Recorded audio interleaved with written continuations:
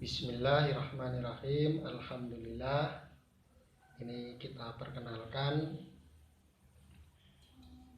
golok gagak hitam yang sudah sekian lama tidak muncul. Alhamdulillah muncul kembali. Ini spek untuk sembelih kambing. Panjang sekitar 25, tebalnya 3 mili meruncing ke atas. Bahannya dari Barsinso. Nah, ini Barsinso.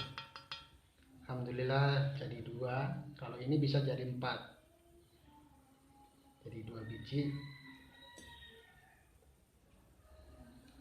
Sudah berkarat Barsinso yang kuno lama, sampai udah berkarat. Alhamdulillah bisa disulap jadi pisau gagak hitam. Apakah bisa tajam? Kita lihat untuk sayat kertas, karena untuk mengetes tajam tidaknya itu biasanya mampu untuk menyayat kertas. Nah, sangat tajam sekali.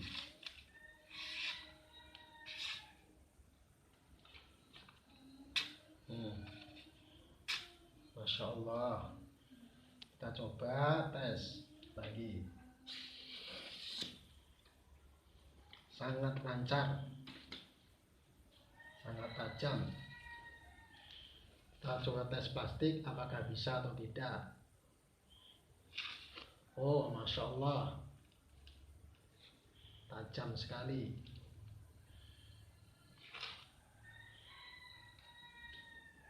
Label grade 6000, asahan grade 6000.